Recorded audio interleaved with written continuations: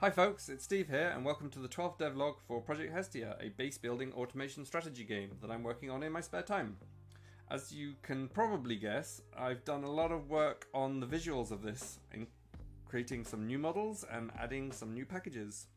So, chat about it in a bit.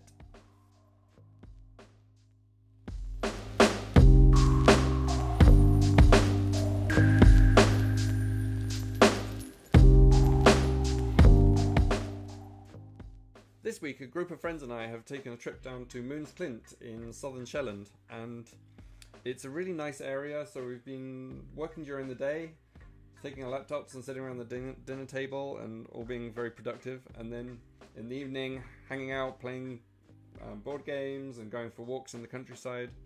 So I've made good progress on updating some of the parts of my game, and it's been such a lovely, fantastic week just to get away from the city. So usually I'm in Copenhagen and it's just nice to be out in the peace and quiet of the countryside.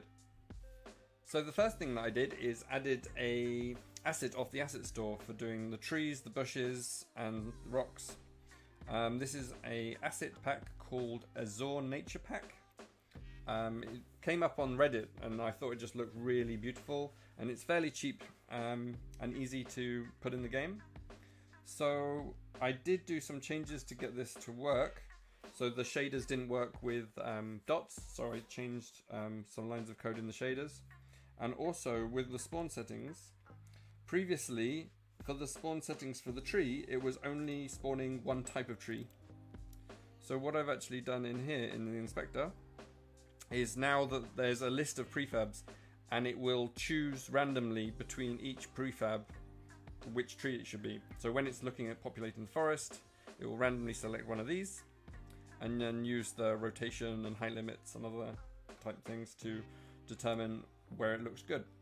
And I really like the way this turned out. I think I might still go back and make my own trees that are somewhere between the low poly style that I was doing before and this kind of Studio Ghibli-esque painterly effect.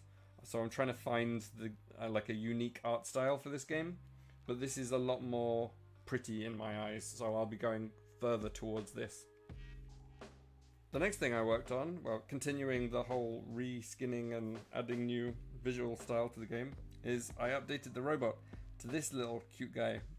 So I found a picture off the internet, a reference picture, and I think this was from some art done for the game Overwatch. This was like one of the robot designs that they didn't use, and I just really liked it, so I thought I'd steal it. And there's some modifications that I made to it, but I like the little battery pack that it has on the back, and it has these little hover fins and little jet engines at the bottom, so I think it looks really cute.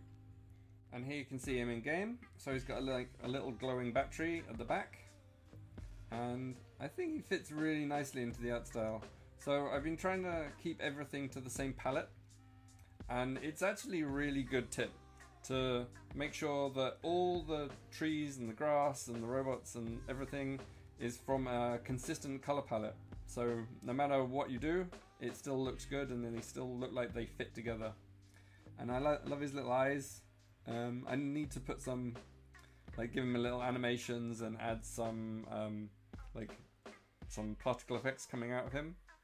But I think I really like this little robot to whiz around with, and I think it's such a better version than the one I had before, the kind of cheap and easy one that I was working with.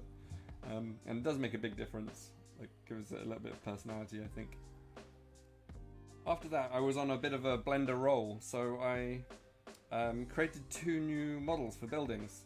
Now I think these are slightly larger than I would like, but here's one for a resource extractor. So the miner will be something that you use to kind of bootstrap your base. So it'll just be mining resources, and then you'll have to collect resources out of it. But then this will be the next level up. So this will be like a more stationary miner that can actually output materials onto the conveyor belts. Again, these are more, I found the rough designs for these off looking on Pinterest, and then kind of putting things together from drawings that other people have done. So I'm hoping it's not too much like plagiarizing or stealing, but it gives me like a nice basis to go off of, and then I can make modifications and make it more my own after a little while. So that's the resource extractor there.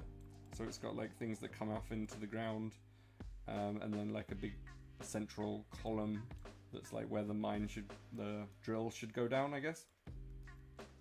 And then this like little winch thing, I think that you see in a lot of mines, they have this kind of triangle shape, a lot of old miner buildings. So I'm trying to keep that triangle shape. And then I've also got this forge, which this wasn't from a drawing that I found online. This was actually based on how blast furnaces are in real life. So trying to emulate what blast furnaces look like. So we've got this big chamber where all the molten iron comes, and the kind of slag goes up here, gets mixed together, and then the molten iron comes out of the bottom, and then these kind of big tubs. So a little bit of mixtures from how things are in real life, but also adding some elements that just make it a little bit more industrial, I think, or like a little bit more like cartoony industrial, I would say. So not too many details, but also a few details to make it look like something's happening. I'm not trying to emulate real life 100%, but adding details from real life is quite nice, I think. And now this is how they look like in the game. So as you can see, I've got like the resource extractor on the iron and goes into this thing that I'm calling the furnace. And yeah, I think they're a bit too big. Like I'd like to go a bit more compact than this so I can have a lot of them together. So I will revisit this and make some changes. But I really like how the models are fitting in, and it's got its own art style, which I like. It's not identical to any other game at the moment. So the more I can differentiate it, the better in my eyes. And that's everything that I wanted to show to you today. So I hope you like the changes to the visual style. If you have any feedback, like how the buildings look or what you think about the change in art direction for the forests, then please leave a comment, and I'll see you sometime in the future, hopefully. Goodbye.